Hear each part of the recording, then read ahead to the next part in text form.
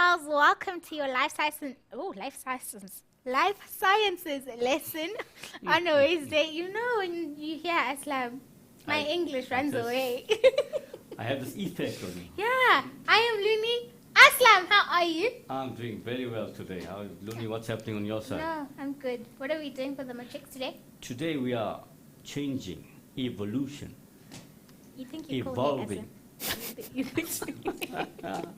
My sages, I hope you enjoy the lesson. We are doing evolution, but we're not alone in studio. You know, Aslam likes to bring his people from back where he comes from. He likes to bring everyone to studio. So today we have two special guests. Hello, guys. Hi. How are you? Fine, and you? I'm good, thanks. So tell me who you are, where you from, why you are here. I'm Tapang. I'm from Western area, but then I school at the Southville, and I'm here for the life science. Life science. Yeah. And I'm Yusuf. I'm from Azadville, and I school in Azadville also, and I'm here to learn about evolution. Cool, and you're gonna answer all the questions. Hopefully. You guys are clever. Aslam's your teacher, right? Yeah. Clever, very clever. You understand everything. You know, come on, guys, don't be shy. Level up. What's up, guys? You understand? All right. Mindsetters, So remember they to say. hit us up on Facebook, on facebook.com/learnextra. Our Twitter handle is @learnextra, and then you can get all the show notes, the videos, and the schedules on learn.mindset.co.za. Luni, that was quick. Welcome, Mindsetters. We have our friends with us here today. Let's see how much they know. And I'm sure their friends are watching them at home. We'll worry about that a bit later. What do we want to do today? Let's see. First of all, we must know the difference between just the word evolution itself and biological evolution. Color and biological evolution. We must know the difference between a hypothesis and a theory. By the way, that should have been apparent to you throughout the year. Throughout the year, we're talking about hypothesis, and now we're talking about theory. Nothing very difficult there. Describe how each of the following provides evidence for evolution. Before we look at that, what do we mean by that? We mean that scientists, when they want to prove the theory of evolution, they have to back up the theory with evidence. And what evidence is there? This is the one that we're talking about: fossil record, modification by descent, or homologous structures. In grade 11, you may have learned anatomical differences, biogeography, and genetics. We also need to know the difference between a species and a population. You must have learned a bit about that from grade 10 already. We also want to know about the factors that contribute to variation among individuals of the same species. Now here, guys, it's nothing new because we have covered these things before, no? Yes. In the earlier chapters, and that would be in genetics, what else? Meiosis, and your favorite topic? Reproduction. Yeah, I knew it, you see, I catch them also. You know what's their favorite topic, you see? I didn't say, did I say? No, you didn't say. Who You were said, just like your who favorite said it was topic. reproduction? He said it himself, right? Okay, so it's not what I said, guys. In 12B, just remember who said what here, right? Those are the main reasons for variation. So it's not like you've learned it in meiosis, now you have to unlearn it and relearn it. No, you've already learned it. It's there, crossing over, random assortment. It does not change now that we're talking about it under evolution. This is the link between these different sections. Good. We must also know the difference between continuous variation and discontinuous variation. We must also know about Lamarck and his laws, the law of use and disuse, and the law of inheritance of acquired characteristics. Further, you must also be able to say why Lamarck's theory has been rejected by most scientists. Then we go to Darwin, Charles Darwin that is, and we want to know his theory of natural selection. We go further, we want to also know what is meant by artificial selection, and we must know the differences and the similarities between these two concepts, natural selection and artificial selection. So that's the similarities and differences. And last but not least, in this section, we need to know, remember the section doesn't end here. The evolution by natural selection does not end here. It actually ends by the section which we call speciation. But we're not going to look at speciation today because it would have been too much for today. We will continue with speciation with human evolution next week.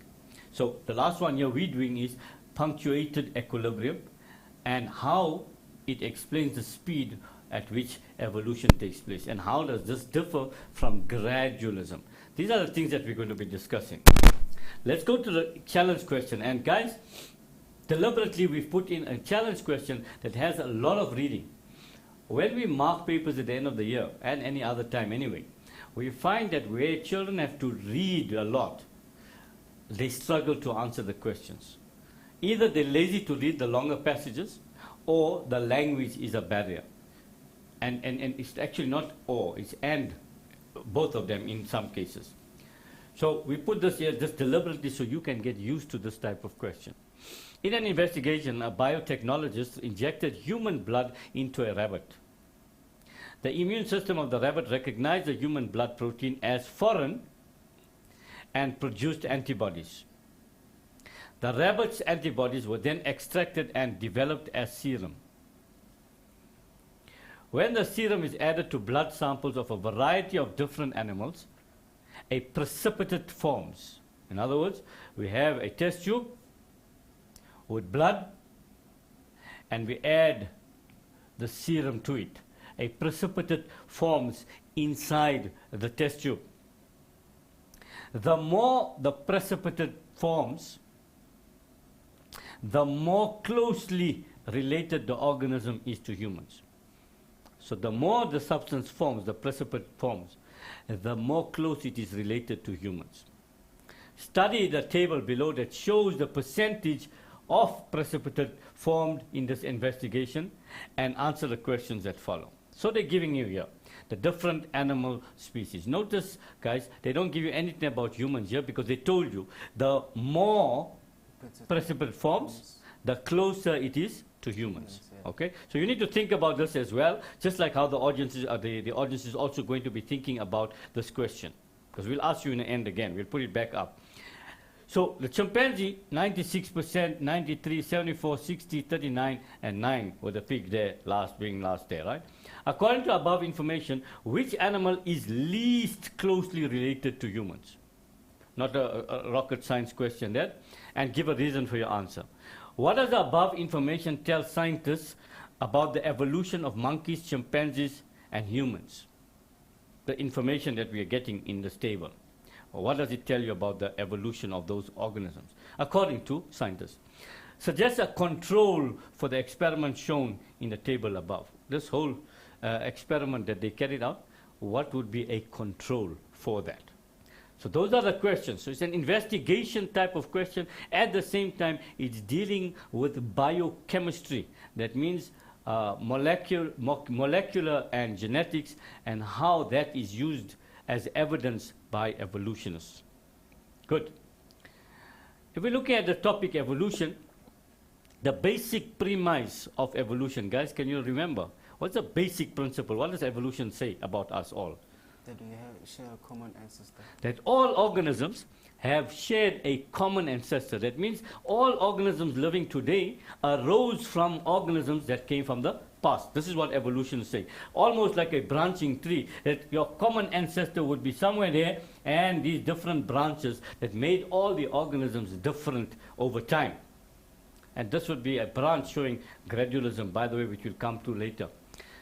And this is what we were told now. All living organisms share a common ancestor, and a gradual process in which evolution is a gradual process in which something changes into a different and usually more complex or better form. That is the word evolution now. And biological evolution deals with descent with modification, mainly changes in living organisms over time. Yeah, Tsepang and Yusuf, that's how your family members came there and now you are there. Yeah. That's what they're saying about you guys. Then the first thing we said we must talk about Lamarck. Remember, we're not looking at the definitions, etc., hypothesis theory, etc. We've done that already over time. You can add on to those things. This is just a summary. Lamarck's law of use and disuse. Shed some light on it. This is is when like the organism uses the body part more frequently and develops, and it is passed down to the offspring. And no, the first part, right? So your first part is that when an organism uses a particular part or structure more frequently, I hope you're listening, Luni. We've done this before and we've spoken about it. Slowly we're going to say, when an organism uses a particular part, Luni, more often, it becomes bigger and better. I'll leave you with that thought. Okay. And the second one, Yusuf. Inheritance of acquired or modified characters. What does that mean? That when the characteristic comes, like if they use it or don't use it, then it's passed on to the next generation. Good. The characteristic, that means this organism, Aslam, is stretching because he wants to be taller. And now because he becomes tall, Yusuf is saying, inheritance of acquired or modified characters means that we can now, his offspring, if I have children, they're all going to be tall because I became tall. All right? How we wish. Okay? And there we have the story there. Lamarck said that the giraffe, originally, the organisms had a short neck and a short legs. And the food in the middle area, the competition was heavy, so the giraffe reached up to the top to reach the food on the top where there was less competition. And it stretched the neck and the legs, and eventually it became tall. And remember, we're talking about this particular giraffe, not the population. We're talking about an individual. This is what's important you must know about Lamarck. He's talking about this particular giraffe. Stretched, and it became tall, and this characteristic long neck and legs were passed on to the offspring. Therefore, all giraffes are now tall. This is what Lamarck was saying. Can you see the two principles being done there? The law of use and disuse, stretch, using. Therefore, it's stretching, and therefore it became better or bigger. And the second law, these characteristics were passed on to the offspring. So all we're saying in the second part is that something that has changed in the lifetime of an organism was passed on to its offsprings. And then we come to Darwin, who started his journey in Britain, and you can follow the map, you've got it in your books, etc., and it's on your notes. And he went, and especially in this area here of the south of Ecuador, these Galapagos Islands, he saw interesting things, among which were the finches, the birds. What was different about these birds again? Yusuf? The beaks. The beaks, why? Because there are different food to eat. Because on the different islands, there was probably different type of food, and hence the beaks of these different finches are different. Good. The theory of natural selection, remember, this is how Darwin explained things. What did he say? He said that a population has many offspring, firstly.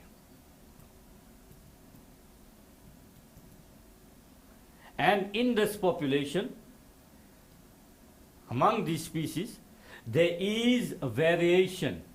And in this particular context, the variation is, some had short necks. Short necks, and some had long necks. Some had short legs and some had long legs. And those that had longer necks were favored. Why?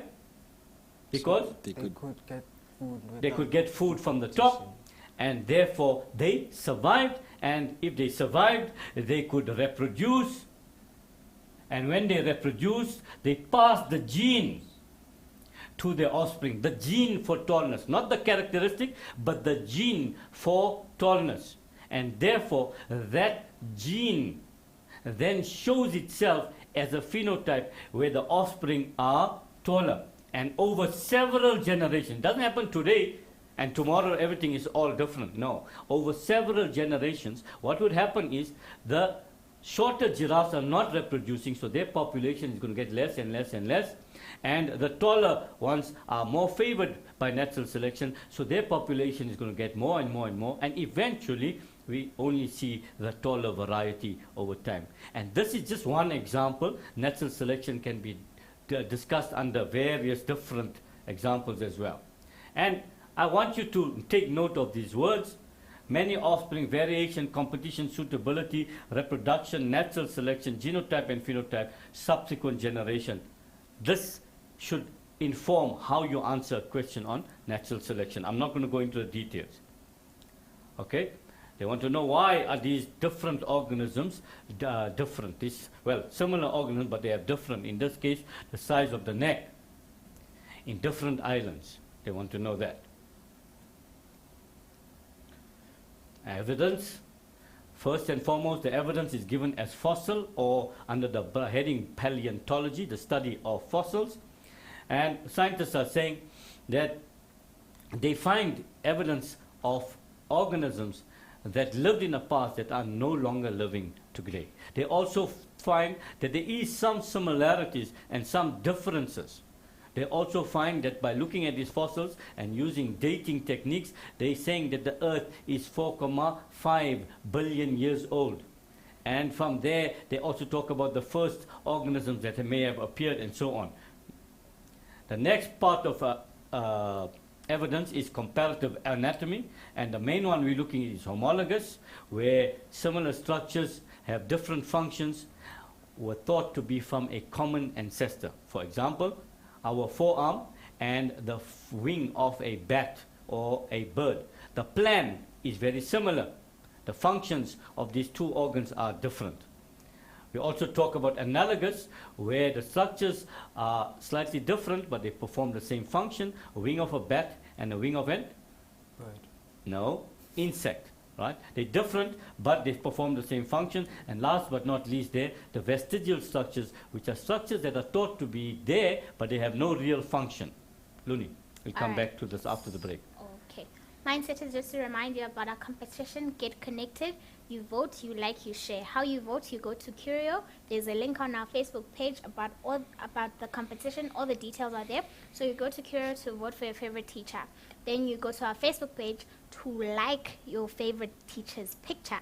Then you go back to the competition details picture, and then you share that graphic to stand a chance to win. Vodacom airtime, and then all those people who've chosen their favorite teacher and their teacher has the most likes, they will stand a chance to win a Sony Xperia L. So that's it. Let's take a very quick break, Mindsetters, and we'll see you straight after this.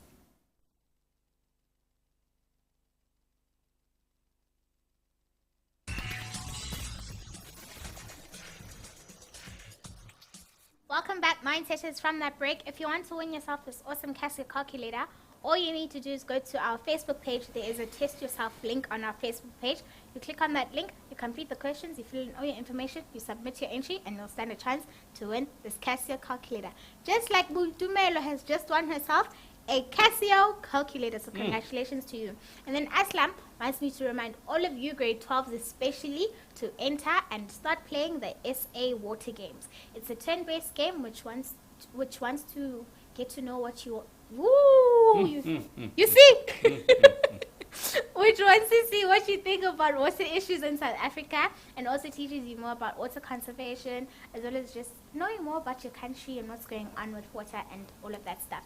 Tons of prizes are to be won, and I don't know what happens, but when I'm with Aslam, my English, it runs away. It goes. But yeah, Becomes Aslam. life science. Yo. Back to you, Aslam. Thanks, Luni. Guys, that water game, go for it, because remember, you are learning 2 sections on water. What's it again in water? Water Availability and Availability and water? Quality. Quality, good. And talk louder, guys. The link for water games, you go to www.watergame.co.za, you register yourself, and you start playing. There you go, right. So you see, we can team up nicely. Yes. Tripartite alliance.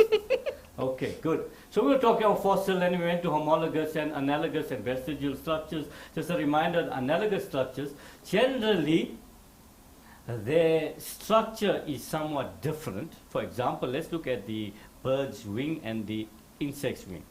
The bird's wing the core is from bone, and the membranes are in between, or the feathers are actually in between, sorry, not membranes. The feathers form the wing, whereas in the insect, there are no bones, and the entire thing is made up of membranes. But they serve the same function. But because they are so different from each other in structure, evolutionists say that they do not come from the same line of ancestry. They have different ancestry, whereas homologous, homo, same. Because the structures are so similar in appearance, even though their functions are totally different, but because of their similarities, they are considered to be coming from the same line of evolution. That means they share a same common ancestor. And the vestigial structures are structures in the body of an organism which seem to have no function. Evolutionists say if they have this part only because their ancestors have it. Remember, the whole thing about evidence, all the evidence must go back to ancestry, common ancestry, because this is what the basic premise of evolution is. The other one is biogeography, and this is talking about the similarities between organisms that are living closer in the same biomes as opposed to organisms living further apart. Molecular biology and genetics, there they talk about protein synthesis, talk about DNA, respiration. All these are very similar in all the organisms, hence they're saying that they must have had a common ancestor. That's what will happen there. And these guys, what are they saying? They are talking something different. They're saying that tree branch doesn't look natural. Look at this tree branch and look at this one here. And the young lady is saying it looks like punctuated equilibrium. Okay, we talk about that just now. And here's a better example of it. Gradualism on the left-hand side, and on your right you're having what we call punctuated equilibrium. In gradualism, the change is gradual over time. Now, what scientists have found with this gradualism theory is that somewhere along the line there are some things that are missing, the missing links.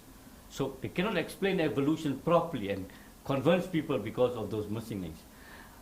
Scientists have moved away from that, many of them. They talk about punctuated equilibrium. They say, no.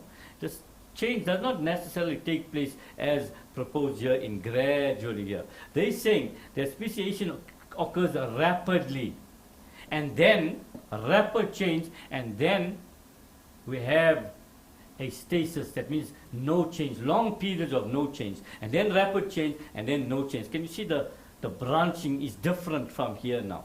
And that's what we're talking about in punctuated equilibrium. And here's another diagram showing the same thing. It's a gradual morphological change between the organisms. And here they're saying a rapid morphological change during speciation, and then no change there, little or no change, and when you're going vertically, lots of change, and then no change, and then lots of change, and so on and so on and so on. And there's another diagram showing the same thing. And that brings us into of our summary, and we now go to the real stuff. My friends across Luni, I hope you are ready, because now we are going to the real deal now, and we're going to be testing your knowledge, and the whole country is going to be watching you and seeing whether you know your work or not. Ready or not? Here we go. Good. The graph below shows changes in the height of horses over evolutionary time. Evolutionary time is not given in days and months and years, it is in millions of years. Right? So millions of years ago, and the height is given on the y-axis. Notice the heading, change in height of horses, one variable, over evolutionary time. Time being the independent variable, and change in the height being the dependent, right? Okay. So they're giving you all the different names of all these horses here over time. These would be obviously the first line of the horses. Why? Because it was longer ago. Don't be confused with this time scale here, because it's longer ago. Here it's 60 million years ago, older. And here it is younger. Alright? The first question says, distinguish between the terms evolution and biological evolution. We're not going to waste too much of time with the definition. We have done that earlier. We're talking about where something changes into a different, usually more complex form, whereas biological evolution deals with changes in living organisms over time.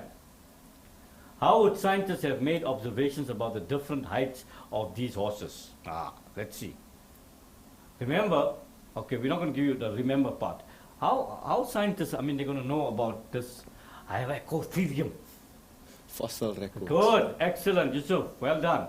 It's the first time he's answered, doesn't answer in my class, Luni. Fossil evidence, good. All right, they would have studied from fossil because no, all right, we can't give you that one because there's going to be something there later. Calculate the differences between the height of Equus and Mesochippus according to the available data.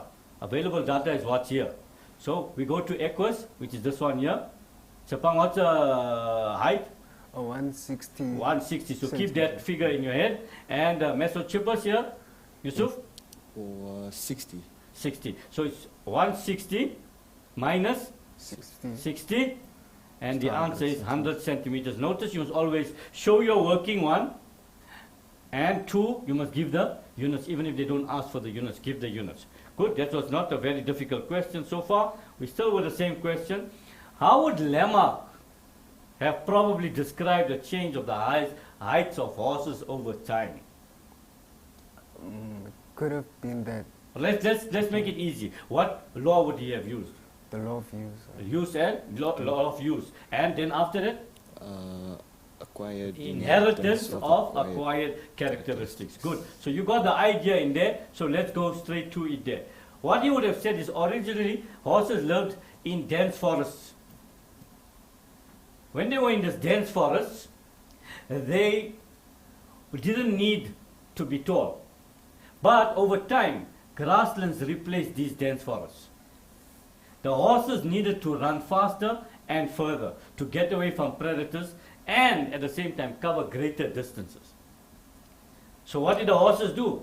They stretched their legs and became taller. What law here?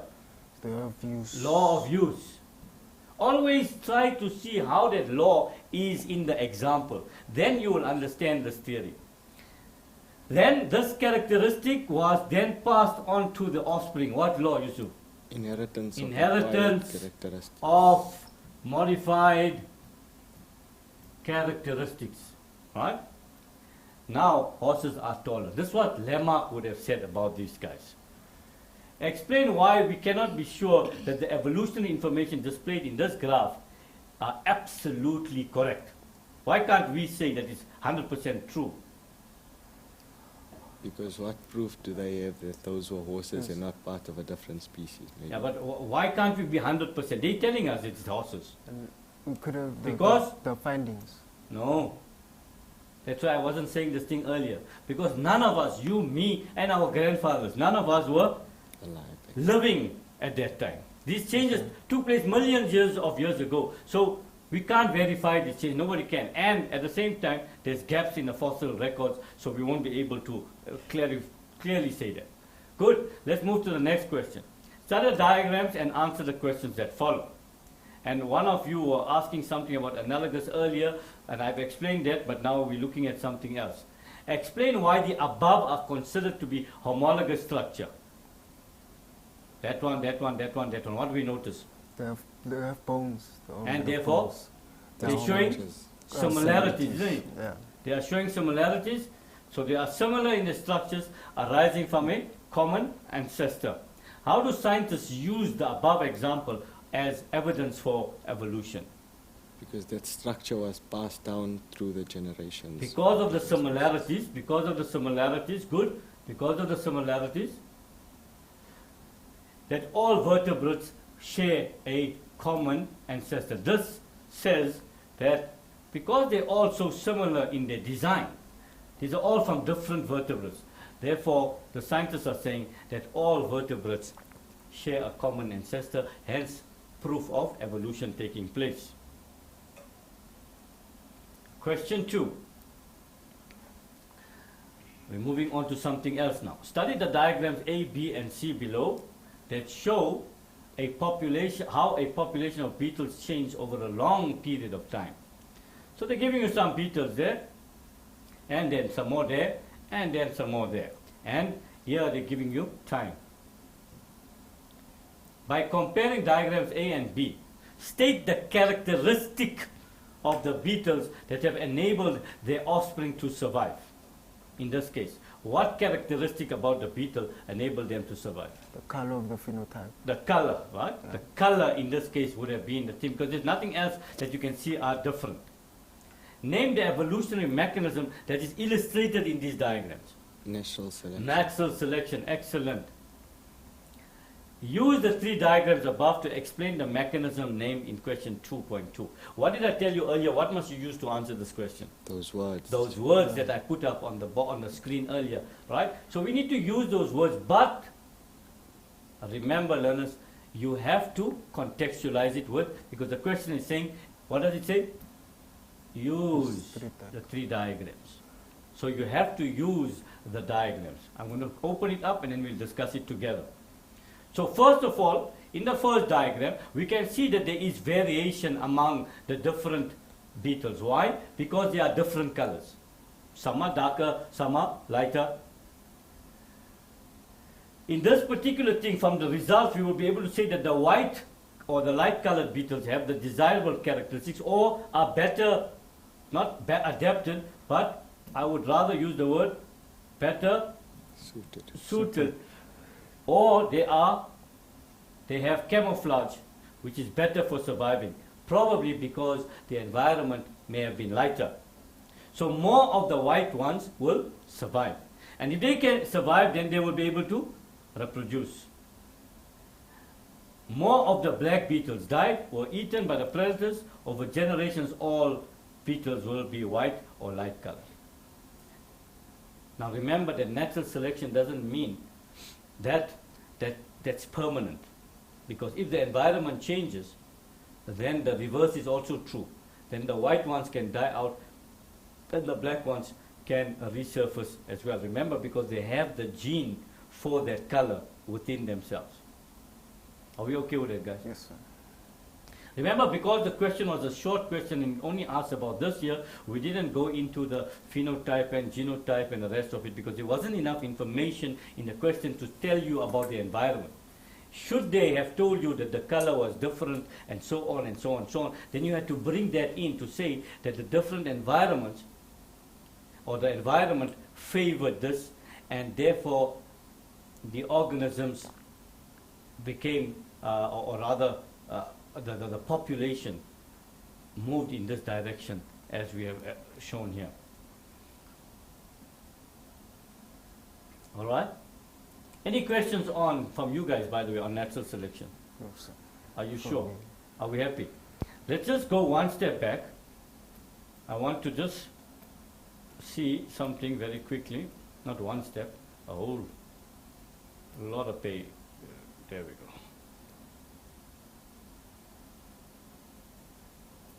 Summary, sorry about that. Yeah, we are here somewhere. There we go. So again, because this is, for me, this is important. When you're answering natural selection, can you link these things to that? Look at what we said. We said the variation was there. And the variation you must specify, whether it's long and short, whether it is light and dark. Then you must also say that there was competition. We must in our answer there. We must include that there's competition for the natural resources. And then we spoke about suitability. We said that the white ones were more suitable, and therefore they could reproduce. And if they could reproduce, they would pass the favorable gene to the offspring. This is known as natural selection. Okay? And this is what's going to happen there over subsequent generations. That's what's going to happen there. Are we all okay with that one? Manak, you okay? Yes. You sure, Manak? All right, good. Refer to the diagrams below that show the distribution of fossils of Glossopteris and the present-day Glossopteris plants and answer the questions that follow. So they're giving you a map, and they're showing you, originally, this is what was happening. And there's the distribution there. Then something happened here, and look at the distribution now. And further from there, we had this situation, and there, and there. That's where we're seeing this. Question says, between 500 and 300 million years ago, the Earth was one supercontinent as shown in the first diagram. What is the name of this supercontinent? Yo. Aye. Not in the syllabus, eh? Yeah. But you have learnt it in grade 10. There's a big advert on that also. Pangaea. Which advert was it? Or some advert recently on TV. Pangaea there, okay? So Pangaea then separated into Eurasia, the north, and Gondwana land, the south. And that's what they're talking about. This is a little bit of revision of your grade 10 work, guys. So don't stress if you didn't know that. You can go back to that and just read it up again. How do scientists explain? This is more important for us. How do scientists explain the present day distribution of Glossopteris plants? In other words, taking this into account, how do they explain that now? What principle of evidence of evolution would be used? The continental drift. Right, the continental drift will come back, but which, remember we listed some evidence just now. We said fossil evidence, we said modification by descent, we said biogeography, and we said something else, molecular and the rest of it. Which one? Biogeography. Biogeography, geography, isn't it? So we'll talk about distribution, and this thing is talking about distribution. So that's where this question fits in, okay? So keep that in mind there. So first of all, the fossils of the Glossopteris plants in similar biomes, indicate that they evolved from a common ancestor that lived on Pangaea, and as a result of continental drift or biogeography, they are present on other continents today. So in other words, originally they were all together. This is why we find them in different areas, because and the place where they are found, would be similar in terms of the characteristics of the environment. Why? Because originally they were together.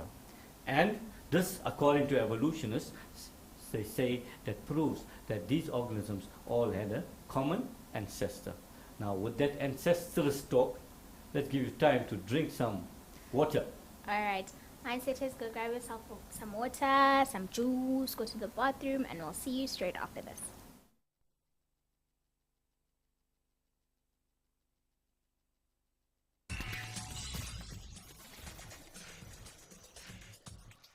Welcome back, Mindsetters, from that break. Challenge question time. Is it? No, not no, yet. Not yet. Not yet. Oh, got so excited. Sorry. So not only your language is letting you down today. Hey, shame, man. Moni, I feel for you today. I don't know what to do. It's this last show. You see this last few show gets you minutes. down. I think we're going to make life science 12 earlier now. Yeah, it's not the last thing. It's about me. All right, guys, we're moving on. We stopped there by biogeography. We explained about these guys and what scientists say about them having common ancestors because they were together, etc. And now we're moving on to something else. So notice in our questions we've covered natural selection, we've covered a question on the evidence for evolution, and we've covered a bit of Lamarck and Darwin as well in our first question. And if you, the notes are not complete, guys, and the show is not complete without you answering the questions that are there to test yourself, the multiple choice section A type questions, because those ones are honing into the individual, and the development is such that it goes to every part of the curriculum for this part. So please make sure that you're answering those questions to enhance your knowledge. Let's look at this one now. This one here has the potential to be an essay as it stands, not as it stands, if we just alter it a little bit. I'll explain now. Describe how each of the following contributes to genotypic variation within a species. Even if we took away genotypic, the question would not change. It'd still be variation. In other words, they're saying these three things here, how do they bring about differences in organisms? Now we could have easily left this out here. This whole thing, just left it out. And would have said, describe how different factors bring about genetic variation within a species. Then we could have made it out of 17 and 320 for your essay. Because at the moment, as we're standing, 10, 12 marks already we have here. So if we didn't say this, then you would have had to name them. And naming them would have got you at least 3 marks already. And we could have added marks here by mutation, another extra mark, etc., etc. And over time, you would have got quickly 17 marks plus 3 for the essay. So 3 for the synthesis. Remember that. So this is an extended piece of writing, very similar to an essay. Our guys are just going to help me very quickly before we go to the answer. In meiosis, what are the 2 things that bring about variation? 2 processes, okay. Crossing over, good, and metaphase when the process, not the phase. I want to know what happens in that metaphase that you're talking about. When what's the word? 2 words. The chromatids line. Chromosomes. Yeah. What about them lying? They on equator. No. Yeah, but what are we going to help in Japan? What's the word that we're looking for? Metaphase to the random assortment. Random. Remember, when they're asking you this question, the thing is not that the chromosomes are lying at the equator. That doesn't bring about a variation.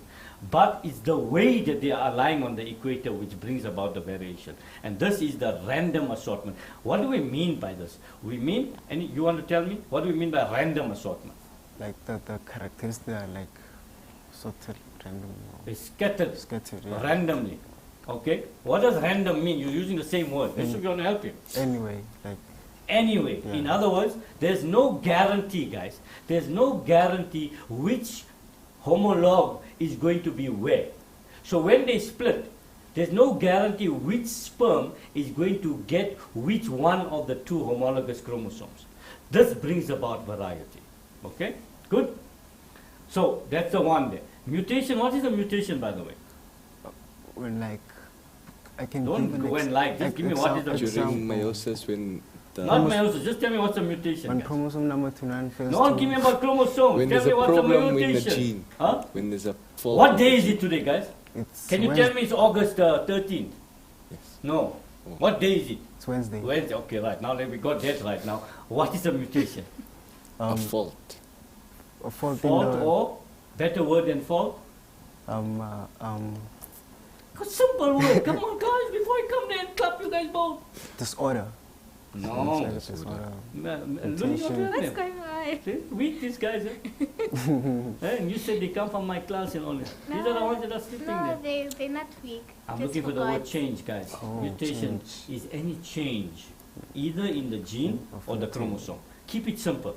Also, mindset is the idea, what's coming out here, whether the answers are right or wrong, that's not important here. The interaction is important because the same things must be going through your mind. So this is why we're having learners here, so that we can interact with them. We're all not going to get the right answers all the time, otherwise what's the sense? I can give them all the answers before the show and they give all the right answers. What are you going to learn from that? You won't learn anything from that. We need to know that there are wrong answers and why are the wrong answers wrong and why are the correct answers correct. And in this particular case, keep it simple. We just want to know that a mutation is any change in the gene, that's a gene mutation, or in the chromosome, that's a chromosomal mutation or a chromosomal aberration. Good. Sexual reproduction, I'm not even going to ask them what sexual reproduction because they may, Luli, embarrass themselves on national TV. I should ask them, what sexual reproduction, guys? When you must talk loud now, don't be shy. When males and females interact, interact, interact, you mean? Like, what can I say? I don't know how to put it, you know. This is dangerous, Luli. I'm worried about these boys. Right, next, guys, just remember, whoever accepts a proposal from these 2 guys, you first bring them to me for tuition. I will help them out to help you out. Let's leave it at that. Okay, right, we're going to come back to that one there. Now let's explain how these things bring about differences. They've helped us already in some of the stuff, so they've passed. Not bad, they have passed, shame.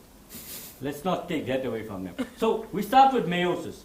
And during meiosis, we are not just saying something. One of them has told us, yes, Tsepang has told us about crossing over, and that takes place during prophase 1. Remember, by mentioning prophase 1, you are getting a mark. So you're going to say during prophase 1, crossing over takes place. So that's the phase, and that's the process.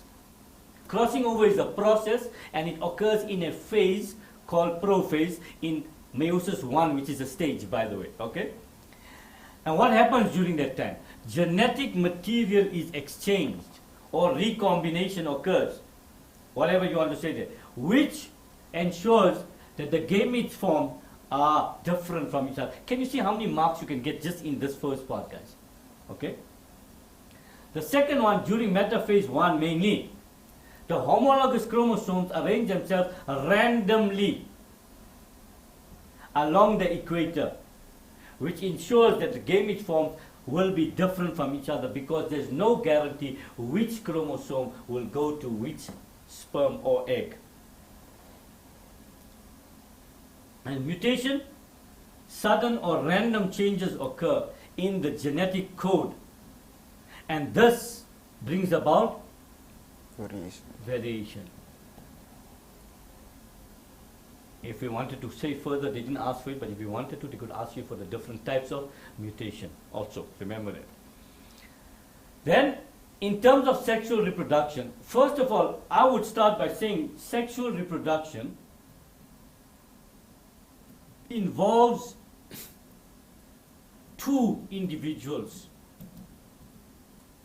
because there's an exchange of gametes between these two organisms. Already, because there's gametes from the one and gametes from the other, that means the offspring will be different because you are bringing differences together. That's one. But with that still, we produce a large number of gametes, and these gametes are different because they are produced by meiosis. And there's no guarantee which particular gamete will fuse with which particular gamete. This in itself brings about is a random fusion of gametes. I gave it to you a little bit easier English there.